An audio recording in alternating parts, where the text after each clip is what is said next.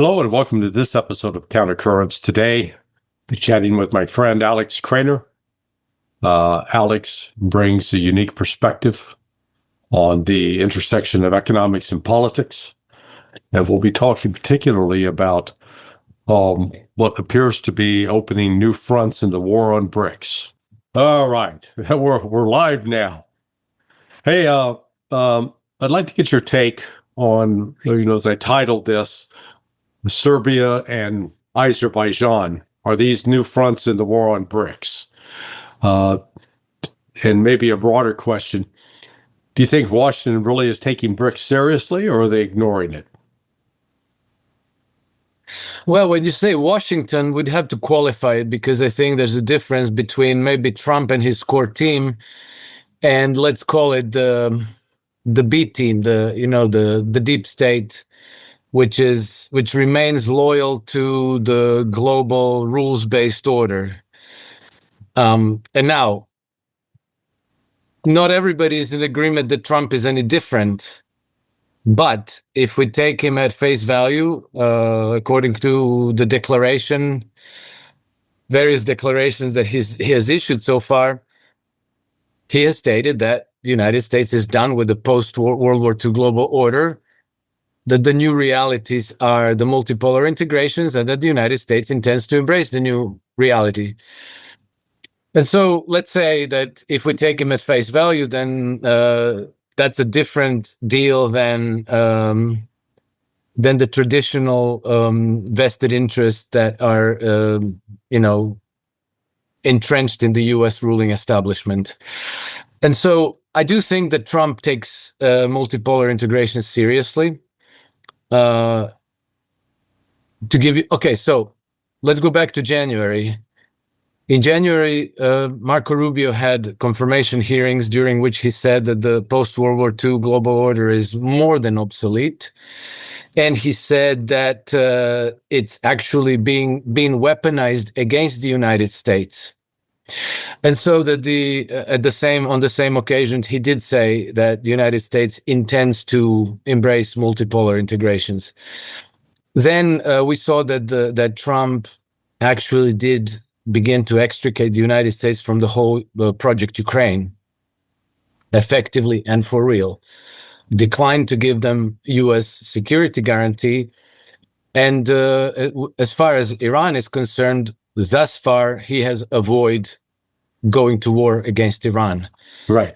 Then, after the absolutely devastating strikes on Iran, which were the best, most precise strikes ever conducted in the history of the Milky Way galaxy.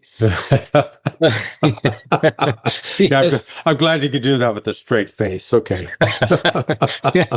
But on the serious note, what he has done with those bombastic statements is he has actually removed the West's justification for war on Iran, because, we are all about freedom and democracy, right? And imposing regime change in Iran and imposing the Shah doesn't exactly square with that. It's right. The way democracy works, right? At the point of gun, you tell them this is your new ruler and you shall obey them. So they needed a more digestible, more palatable pretext for war, and that was Iran's nuclear program. And so if Trump said that the nuclear program was just vaporized, it is no more, because these strikes were just so amazing and so precise and so fantastic. That means that he's removed the justifications. And then he gave statements saying that he's not seeking regime change, that it's messy, that he respects Iranians, that they are good tradesmen and good businessmen, and that they have plenty of oil, which kind of tells you what his thinking is, and that nuclear program doesn't have to be discussed anymore. So this week, we're going to have continued negotiations between Iranians and the United States, but not about the nuclear program, but about other things.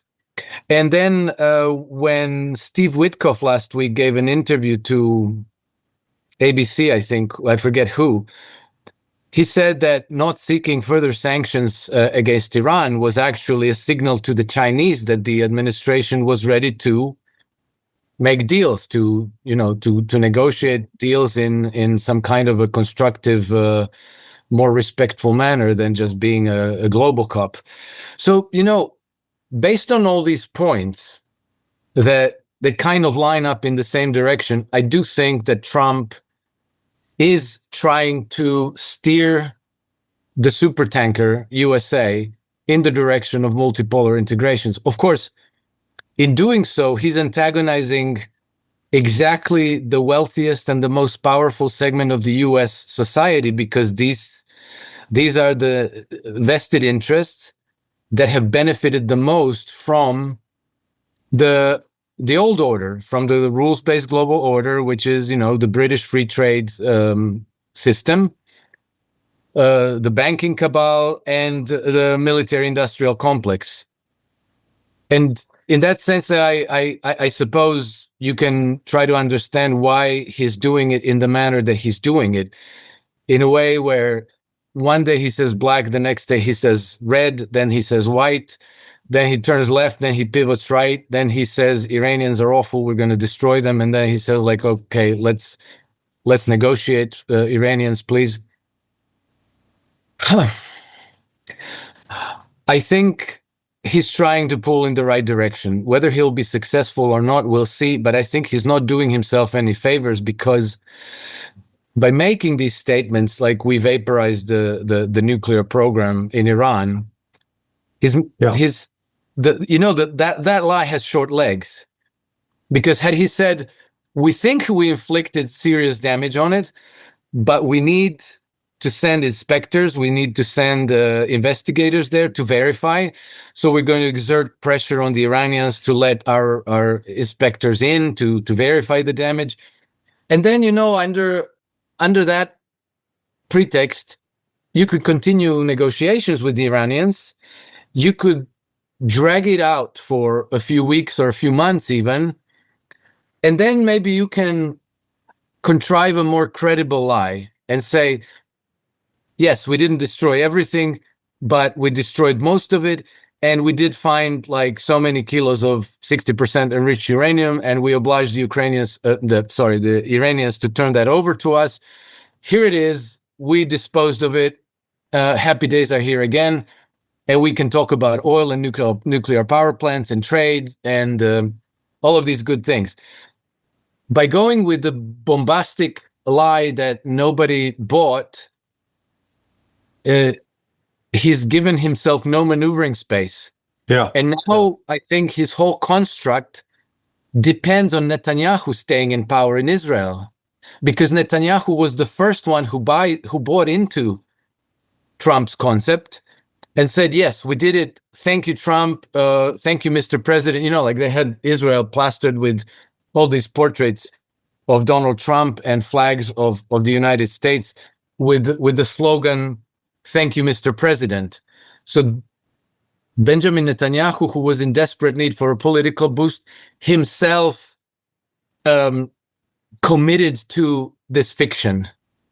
Well, now if he's overthrown, if he gets impeached and we get who knows what new government, Trump is maybe placed back to square one, and maybe the war against Israel goes beyond the 12 days and the hostilities renew, and there we're in a complete mess again. Yeah. Let me present to you sort of my thesis. Iran represents a critical component of BRICS. It is a far more important country than South Africa or Brazil, or maybe even India, because of its oil and natural gas resources and its location. And as such, this entire, I'll call it theater about Iran's nuclear enrichment was an excuse. Yes, because this is about, as Israel had confessed, regime change, getting a regime in place in Iran that's going to be malleable. And what I'm seeing, and it goes back to sort of my original question, that it's not just in Iran that they're working on regime change. Now they've got Azerbaijan has popped up just out of nowhere. Yeah. And what we've learned is that both Mossad and CIA had significant presence in that country, and that it was used as a staging base for attacking Iran.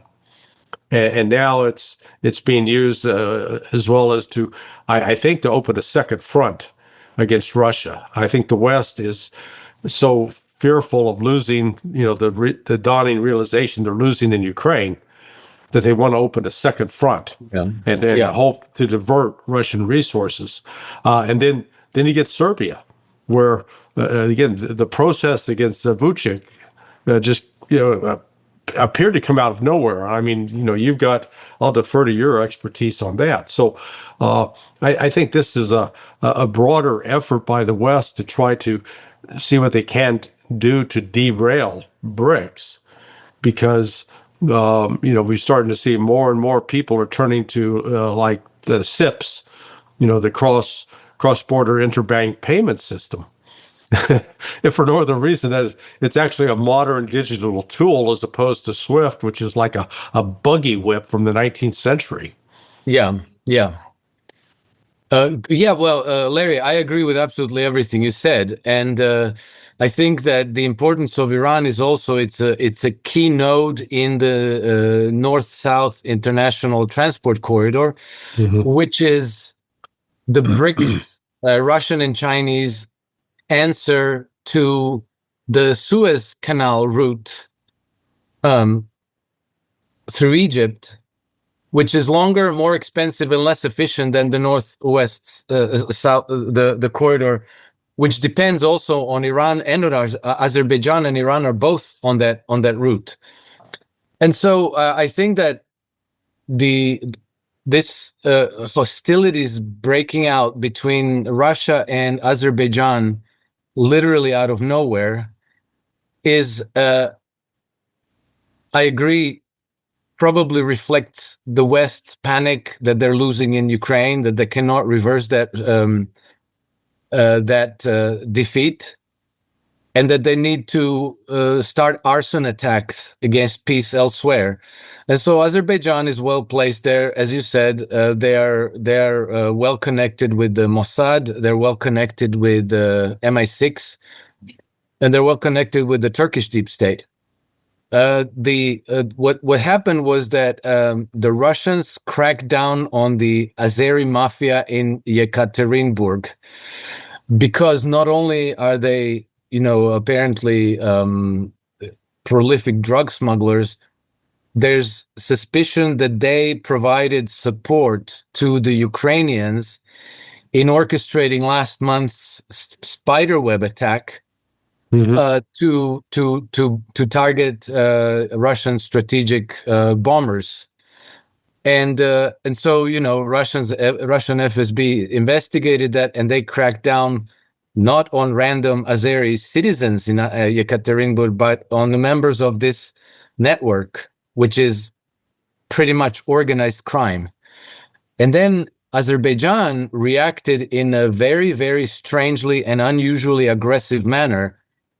They immediately retaliated with their own crackdown on Russian journalists and Russian personnel that was not organized crime, and they deliberately humiliated them and publicized the like as if they intended to undermine their good relations between Azerbaijan and Russia. And then they also immediately ordered the shutdown of all the Russian cultural events in Azerbaijan and the shutdown of Russian language schools. Azerbaijan used to be a Soviet republic. Right. And so a lot of people there speak Russian. So there are Russian schools, there are Russian cultural centers, and so forth. So these relationships are very extensive, and so Azerbaijan's reaction to FSB's crackdown on Azeri mafia in Yekaterinburg is very strange. how to explain it? Okay. Would you believe that in less than 4 months ago, on 14th March of this year, Britain sent the first ever defense attaché to Azerbaijan to take office. His name was Lieutenant Commander Gavin Tarbard.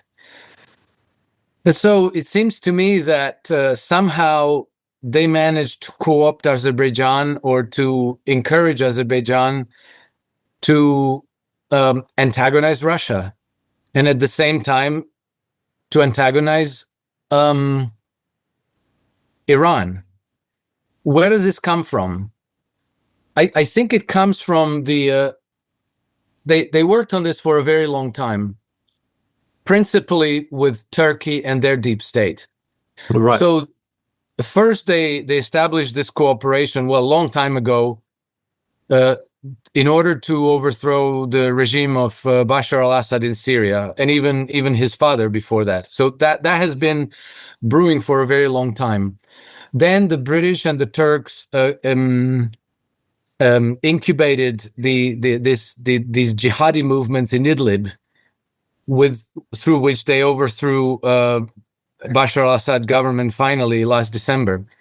But they also wanted to bring Turkey into the alliance with Ukraine against Russia in 2022, which Russians, thanks to their very skilled diplomacy, managed to avert. So they're not exactly allies with Turkey, but they at least managed to remove Turkey from the hostile alliance with Ukraine. And in the beginning, the Turks were on board. They provided Ukraine with certain intelligence support and drones technology and so forth, but they weren't in all hog. And so the person who was tasked with this project was Sir Richard Moore. And Sir Richard Moore is the patron saint of Volodymyr Zelensky, but he also he's currently the head of MI6, right? And he also used to be a British ambassador to Ankara, to Turkey. And he formed a friendship with Erdogan. And he has been trying to sell Erdogan on this concept of Greater Turania. And Greater Turania is like the geographical concept that kind of brings together all the Turkic people on the Asian continent, which stretches pretty much from Turkey all the way to China. You have you have Turkey, then you have Azerbaijan, then you have Turkmenistan, Uzbekistan, you have Kazakhstan, you have Tajikistan.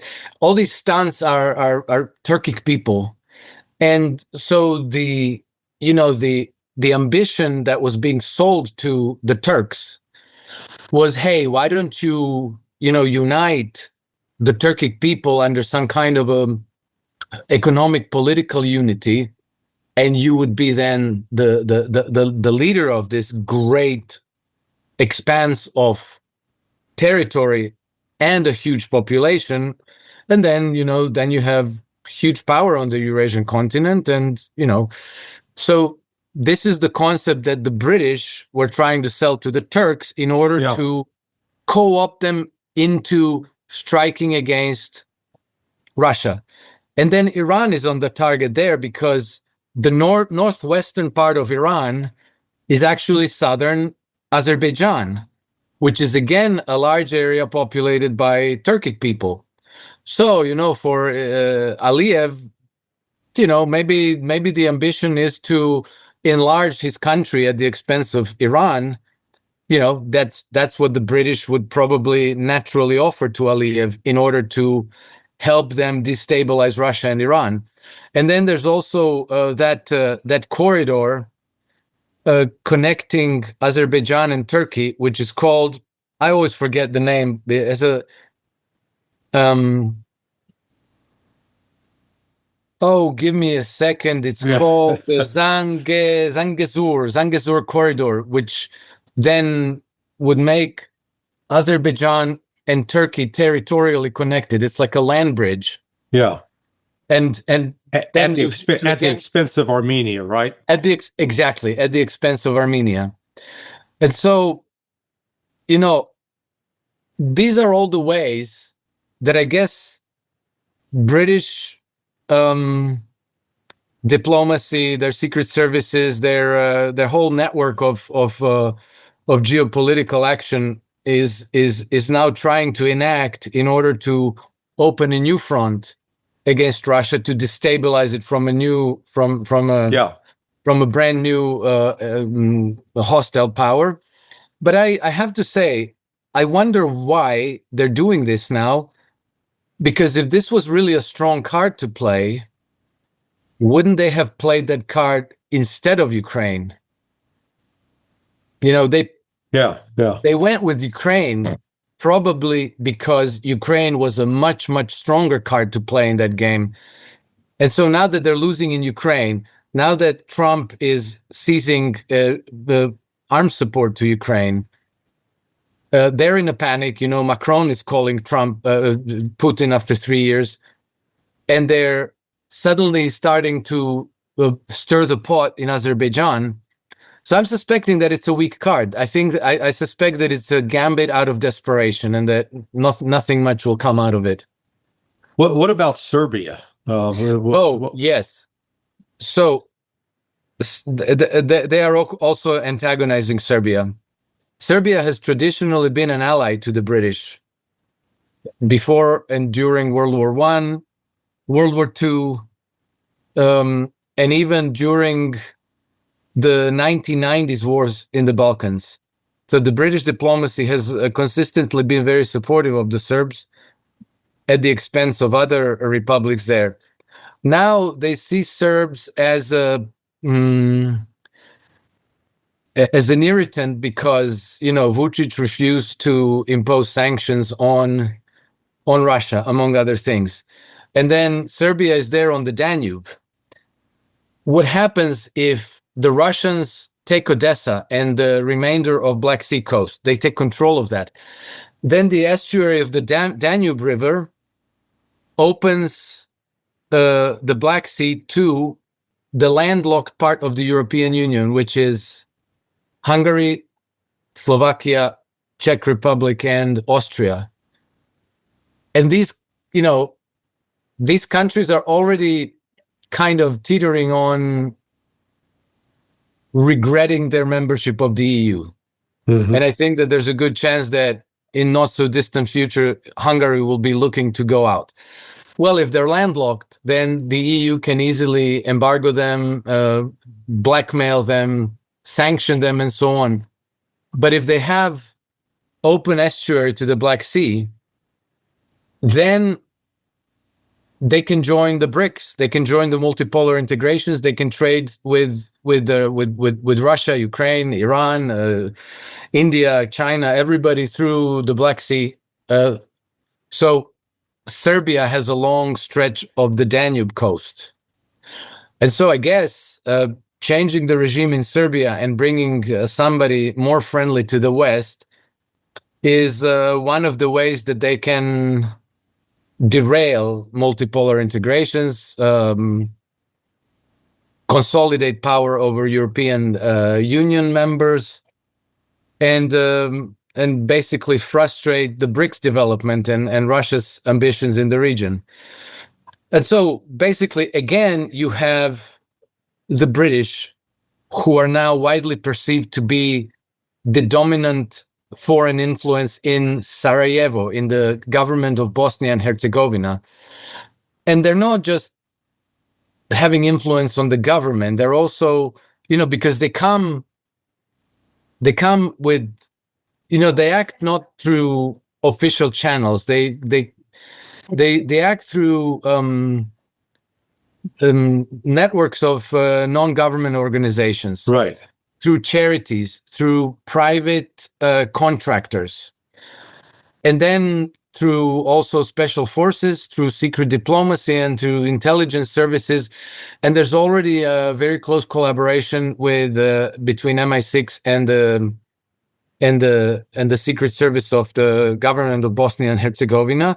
And in February, Britain concluded military cooperation agreement with the government of Bosnia and Herzegovina, which is completely random unless you understand that their intention is to use the Balkans as the next beachhead against Russia, which is what they pretty much openly declared in an article published by RUSI, the Royal United Services Institute, which is one of the two big government think tanks in the UK. And so they are beginning to antagonize Serbia. And then Bosnia is particularly useful to them because it has three constituent peoples. It has Serbian Orthodox, Serbians who are Christian Orthodox in the east. You have the Bosniaks who are Muslim. And then to the west, you have majority Croatian populations who are Christian Catholics. So, getting some kind of a military escalation going between these two groups is relatively easy. Mm-hmm. It is. All you have to do is you have to orchestrate a massacre where one group goes and massacres a number of completely innocent civilians of the other group. And if that doesn't work, then you orchestrate a retaliatory massacre and you make it a bit bigger. Of these people then massacring a bunch of, and you throw in a couple of rapes and, kill children and so on. They do this, they do this routinely to detonate wars. And so to prepare the terrain, they've also maneuvered Croatia, Albania, and Bulgaria into signing a military alliance, which is a complete, I talk to people in Croatia and they have no idea what this is all about. Like, we have nothing to do with Albania. We have nothing to do with Bulgaria. Why on earth we would be in any kind of a military alliance? Nobody can discern. Yeah. But what we do have in common is that we surround Serbia. So Croatia is to the west of Serbia, Albania is to the south of Serbia, and Bulgaria is to the east of Serbia. So, you have this triangle getting prepared to attack Serbia if something can get, if some kind of hostility can get orchestrated, and we know who's working on that, and they are working on it. Now, let's jump back to Israel for a moment. I think one of the maybe it was a revelatory moment for both Russia and, frankly, for me, that it reminded me of that scene from the movie The Godfather, where, the Don Corleone goes to the meeting of all the other mafia chiefs to arrange to bring Michael back from Italy. And, sitting at the head of the table is this guy Barzini. And in the car ride back after the meeting, Robert Duvall, the character he's playing, Tom Hagen, asks the Godfather about this other mafia chief.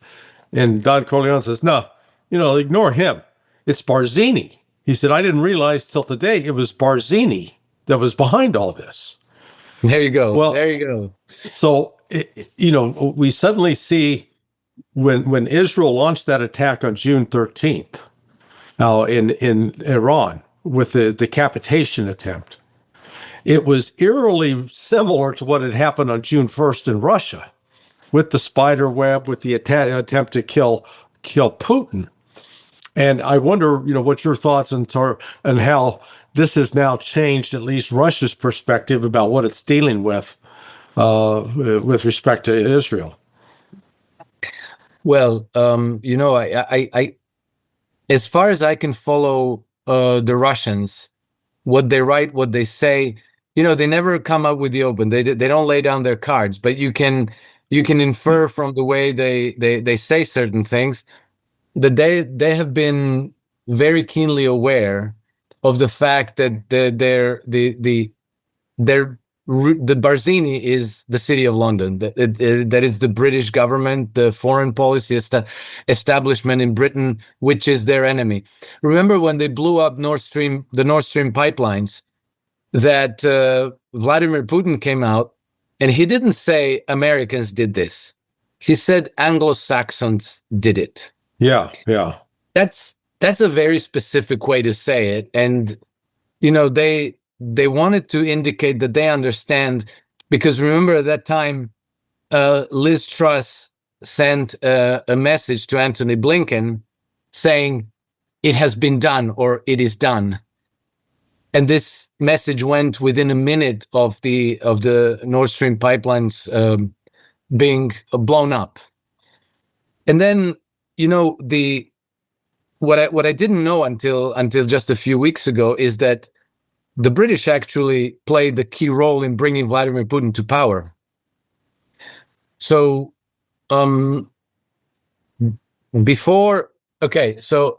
yeah, you want to elaborate on that? Explain, because I'm not familiar with that. Because I looked very deeply into how Vladimir Putin came to power, and it's almost mysterious. It's so hard to explain because he was an unknown entity. Somebody sort of plucked out of nowhere.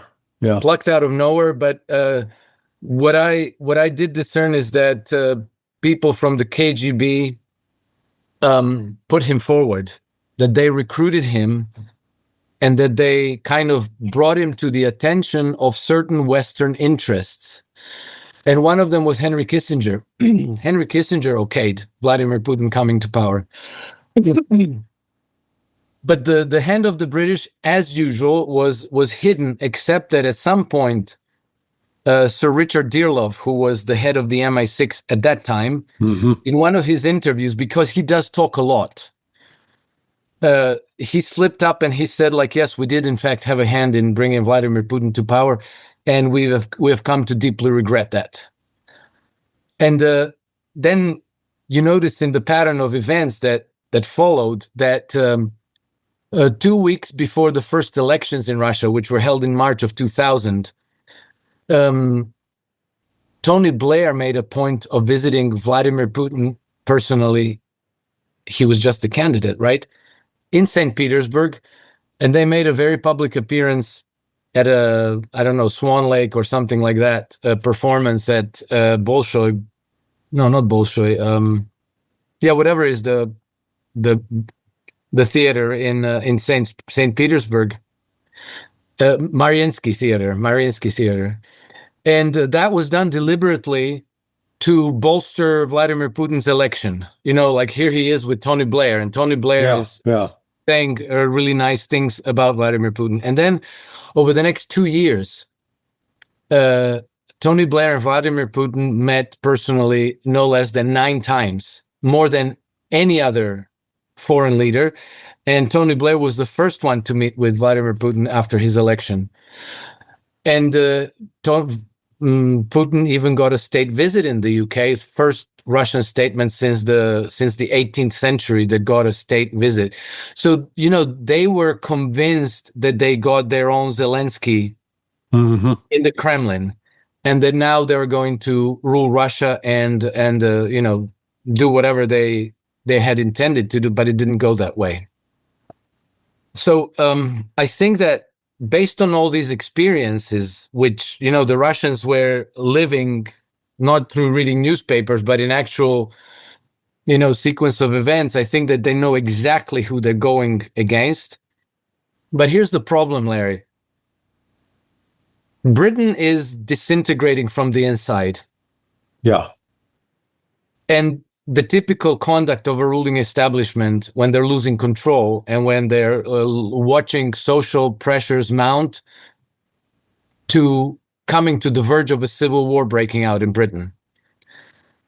They want to divert people's attention to an external enemy. So they want to say, we have barbarians at the gate. Let's go to war. We have to go to war now. So I think that the Russians are they know the writing on the wall for the British, and they don't want to give them the external enemy. So they're signaling, we know it's you, but they're not making any threats. They're not retaliating in any obvious way. What I learned from sources that it can be verified, but it seems that the Russians do have a habit of whenever the Brits attack them in some way, they respond by slaughtering a bunch of SAS guys somewhere in the world. It doesn't even have to be related. And then, the Brits can't say anything because most of the time these guys are deployed covertly and secretly. So you can't say like, oh, look, the Russians killed a whole bunch of our SAS guys, because the next thing will be like, well, what were these guys doing there? Why were they there? Yeah. So then they just let it slip. And I'm going to venture something here, Larry. This is exclusive for you. I don't think I've ever mentioned this before. Breaking news. Breaking news. It's not really news. It's breaking Alex Krainer speculation. But I think that, remember, one of the people who had a private space program was Richard Branson. Yeah. That was a very important flagship program for Britain, because they were kind of keeping up with Bezos and Elon Musk. It was a very important prestige project, and then from one day to the next, it vanished. It's just no more. Yeah, I mean, until you met, you're right. He's like disappeared.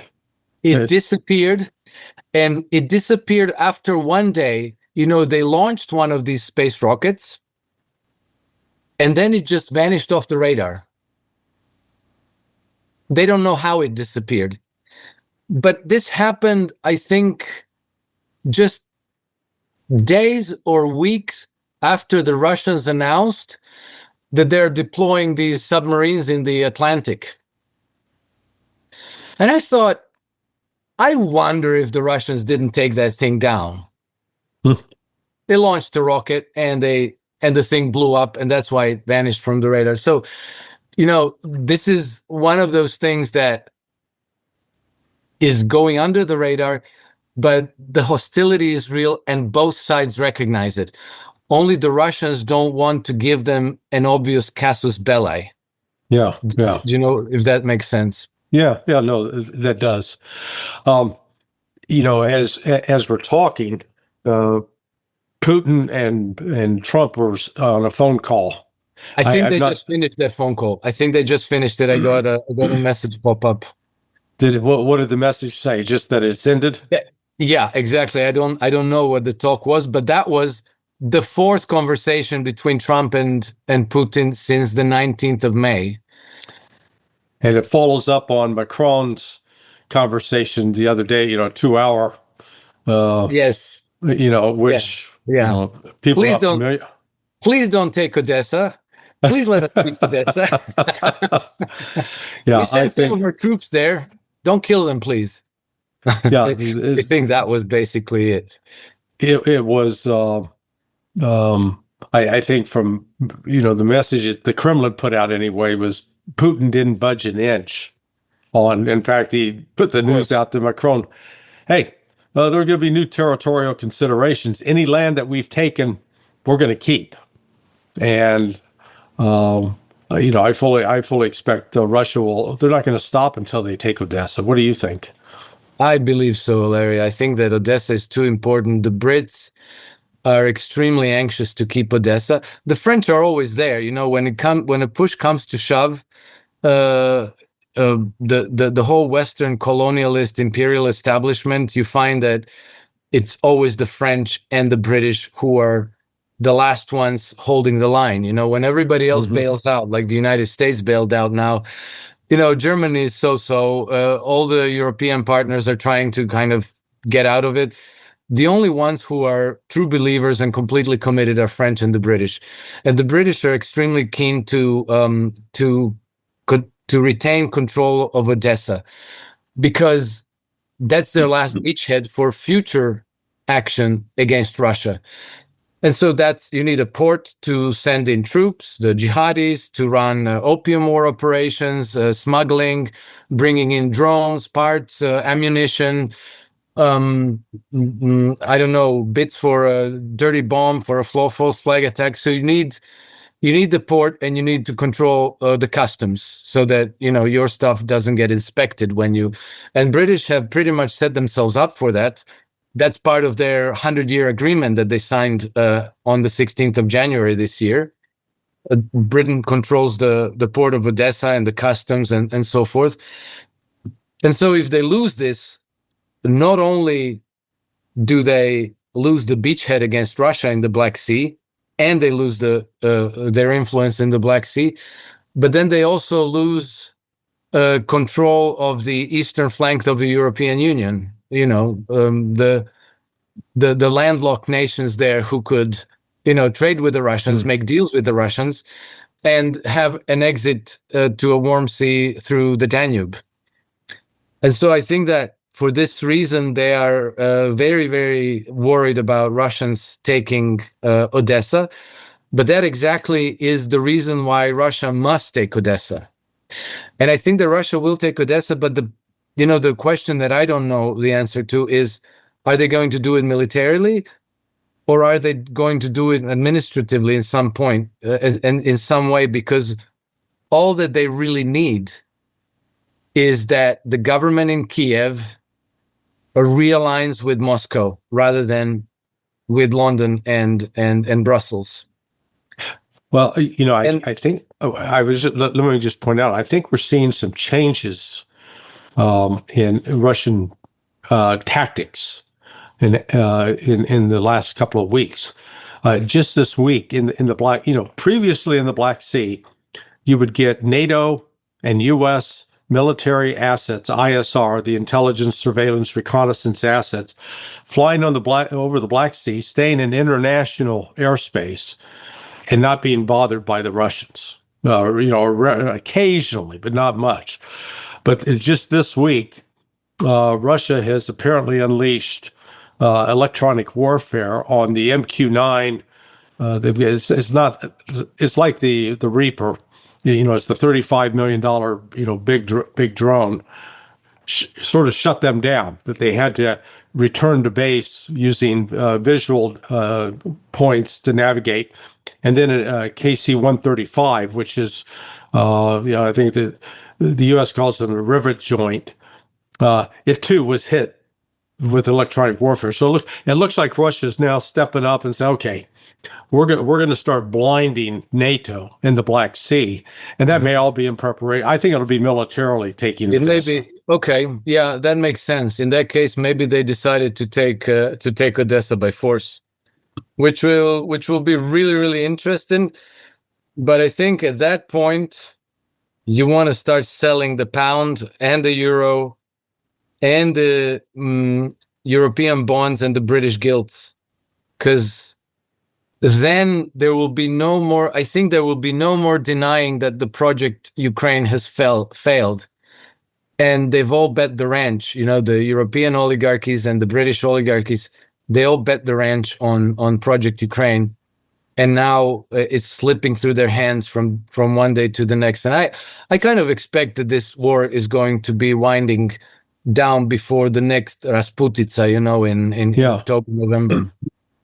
What kind of financial exposure does Europe have on this? I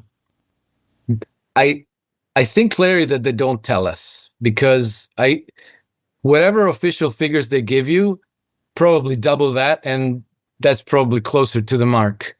And I don't know where they are now, but I think they were talking about like 60 billion euros, and the British were. I don't know exact numbers, Larry, unfortunately, off the top of my head. That's all right. But they're very, very substantial. The government investment is only part of the story. There are tens of billions of dollars in private investments. Not only companies like BlackRock and loads of German, French, British companies that made direct investments in Ukraine, but then also in the financial markets, you had companies like BlackRock and other bondholders invest in Ukrainian bonds. And I think that Ukraine is basically in default now. So these bonds should be worthless. But now the British government the Bank of England is accepting them pound for pound as collateral to issue repo loans. All these private financial interests that would otherwise potentially be bankrupt. So, the whole system is kind of being scotched up by printed money. And because, let's say, between the global financial crisis in 2008 and the pandemic in 2020, the central banks have kind of staged a coup. They took complete control of the financial system. Governments have practically no control over it. So they will, they can pursue money printing without asking anybody. They don't have to go to the government. They don't need approval from anybody. So they will continue printing without limit. And what that's going to do is ultimately it's going to completely erode the purchasing power of the euro and of the pound primarily. But, the United States has very, very different maneuvering space and very different options, which are much, much better. But I think that the Brits and the Europeans are largely painted into a corner, that the only trick they have left up their sleeves is money printing, and that's going to ultimately destroy their bond markets and their currencies. And then you have something similar to the collapse of the Soviet Union. Like if you need to try to envision what that crisis might look like, we had it 30 years ago when the Soviet Union collapsed. And then we also had it 104 years ago when the Weimar Republic in Germany collapsed. It's going to get ugly. It's going to get very difficult. But for now, we're in the extend and pretend stage still. It's like Wile E. Coyote when he runs off the cliff. Yeah. And then he stays levitating for a while. But in the end, the gravity prevails. And so I think that Europe and Britain are at that gravity school moment. Well, how about Germany too? Because it appears to me that, the Friedrich Merz, that his primary purpose in life is to try to save Blackwater's bacon that they've got. Yeah, I mean BlackRock's bacon in Ukraine, and it may, I think it's unsalvageable. But what's your take? It is, but he can always use his position as the new chancellor of Germany to try to use the assets of the German state in an effort to rescue BlackRock's investment in Ukraine. So the hope is if you continue with hostilities against Russia, well, maybe by some miracle you'll be able to destabilize Russia enough to finagle a regime change, take Putin out of power, bring some new Zelensky to Kremlin, and then all your investments in Ukraine are good. And then whatever his incentive is golden, because he used to be the managing director of BlackRock for Germany. His friend Emmanuel Macron is a Rothschild banker in Paris, right? Keir Starmer is a non-entity, but he is widely perceived to be a stand-in for Tony Blair, who is, one of the key players for the City of London, with his fingers in the Balkans mess, in the Syria mess, in Lebanon, in Somalia, in Myanmar. So Tony Blair is in everything, and Keir Starmer, I think he doesn't even know where he is and what he's supposed to do. But I think that Blair is giving him instructions. I think they're in a blind alley. I think that there's no way out, but they're panicking and they are they're trying to launch arson attacks wherever they can to salvage their investments. And Friedrich Merz is just one of them, one agent of the whole cabal. Did you have a chance to listen to Vladimir Putin's press conference in Minsk last week or earlier this week? I did not, unfortunately. So as part of that press conference, he made reference. He said, "Hey, so next year we'll be reducing defense spending in Russia." Now, that told me that he fully anticipates that they're bringing an end to this war in Ukraine this year. They're not anticipating that this thing's going to drag on and on. I think he genuinely perceives a light at the end of the tunnel now, and that they've got a definite plan in place to bring an end to this. Well, it tells me another thing, Larry, which I think is extremely relevant. It tells me that Vladimir Putin has placed his trust in Donald Trump. Because if the United States was, let's say, if Trump was fooling everybody and was still fully committed to American hegemony in Eurasia, that Vladimir Putin could not confidently announce reducing the defense spending, because if the United States was still the enemy, I don't know if that announcement would be possible. So I think that, all these conversations that they have, Trump did say that he wants to rid the world of nuclear weapons. Who knows? Maybe they talked about that. But I believe that definitely the rapport that they've established between themselves has convinced Putin that that the United States is no longer the enemy. So for as long as Trump and his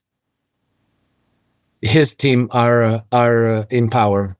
Yeah, you saw the other 2 days ago with the Pentagon announced these weapons that were actually headed to Ukraine. Some of them are already in Europe. They said, nope, we're pulling them back, particularly Patriot missile batteries. Now, was that because in the conversation with Macron, Putin specifically referenced the problem that he saw of the West's responsibility for the conflict by supplying weapons to Ukraine.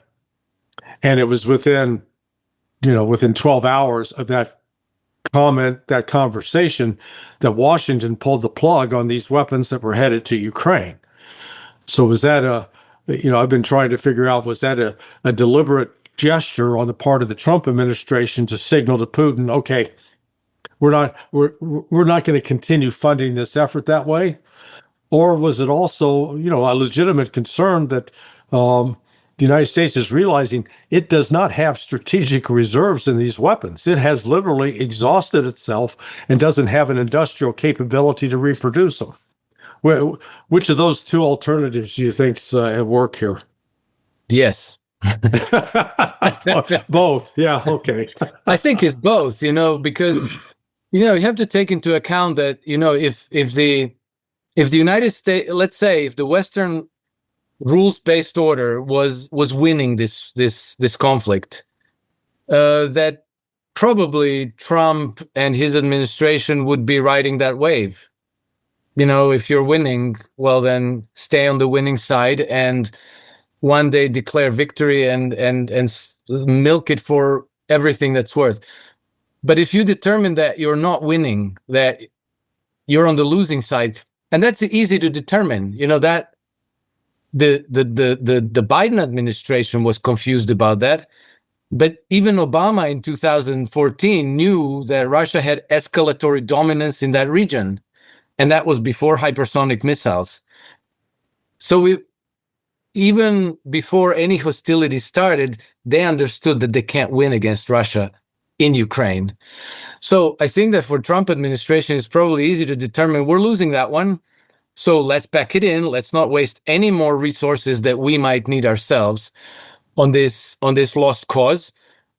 But by bringing whatever was going back at that point, they were also sending message to the Russians to say, we're sincere. We're for real. We don't want to go to war against you. We want to make peace. We want to deal. We want advantageous trade deals. And so I think a lot of these if you set the rhetoric aside, because it's all over the place, and you just look at the track record of their decisions and what they did and what they affected in reality, you see that Trump is consistently extricating the United States from the old alliances with the EU, with France, with Britain, Canada, and all these losers, and that they are trying to make, improve relations with Russia, with China, with Iran even, and that they're trying to make deals to bring the United States into the multipolar integrations as a major actor, as an important power there. And I think that Putin has explicitly said that he's welcoming the United States in this. And back when the Ukraine rare earth deal was a thing a couple of months ago, Vladimir Putin came on the stage and he said, like, well,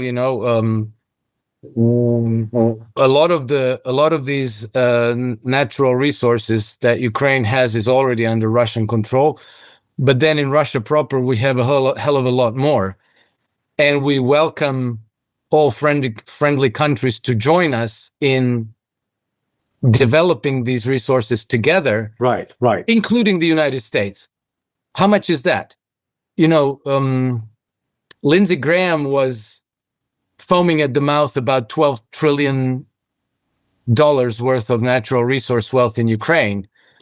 Well, Russia has an estimated $75 to $90 trillion of natural resource wealth.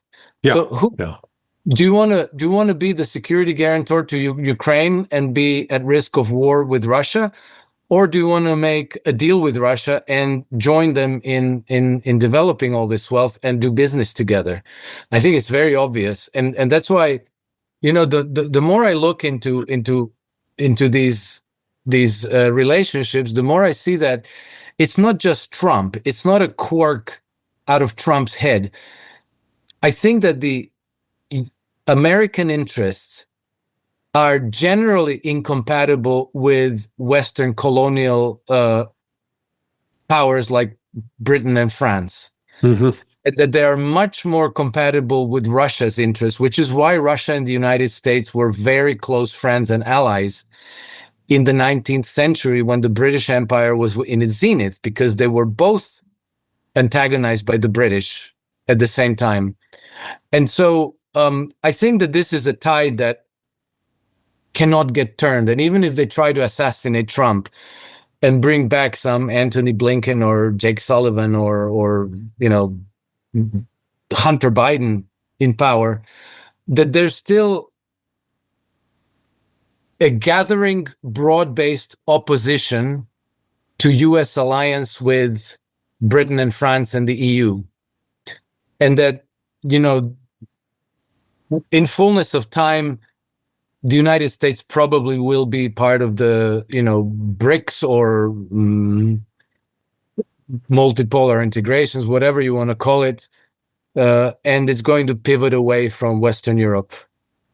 Yeah, I hope that's the case, because we've still got a war fever here at home. There's this constant drumbeat about we've got to go defeat China. China is the ultimate enemy, but we're at a unique time in history. I maintain that we're seeing a dramatic shift from the post-World War II international order to witnessing the creation of something new. Yes. That's not going to be under the control of one or two hegemons. It is. I think we're entering something new and unique. So I thank you for your time today, man. We'll Thank you for the invite, Larry. Always an honor and privilege to join you, and warm greetings to all your viewers and listeners there in the right place. I love your channel and I listen to it regularly. And I want to also thank you for the content you provide, because I think at this particular point in history, it is critically important. Yep, I'm trying, it's like what Jeremiah and Isaiah discovered. A prophet is not honored in their own country. So, Yes, and I of put course, up, because you're in the belly of the beast, you know. I put up an article last night because, the news yesterday was, oh my God, the Jim Clapper and John Brennan and James Comey, they conspired on this intelligence community assessment that was issued in December of 2016. And they didn't really have any evidence for it, and it was manufactured. I wrote about that 8 years ago. And in fact, I couldn't find the article I had written, but I went on to Perplexity AI and I asked the question about what did Larry Johnson write about this? Man, it reproduced the whole article. Oh, fantastic. Yeah, How cool. awesome is that? How Yeah, awesome cool. is that? And specifically in there, I had said that this entire document was cooked. So yeah, I think I've got some Great insights that are worth listening to. So Great stuff. I think it's making a difference. So onwards and upwards. all right, my friend. We got this. Take care. Thanks so much. Bye-bye. That's Alex Krainer. Always has some fascinating insights and a perspective that I think is important to hear. I want to thank you for watching. Hopefully you found this useful. Hit the like and subscribe button. We are growing the channel. We're pushing up towards 100,000 now. We're, 50,000, but we're headed in the right direction. I want to thank you, though, for your support. And I'm Larry Johnson. This is Countercurrents. Thanks so much.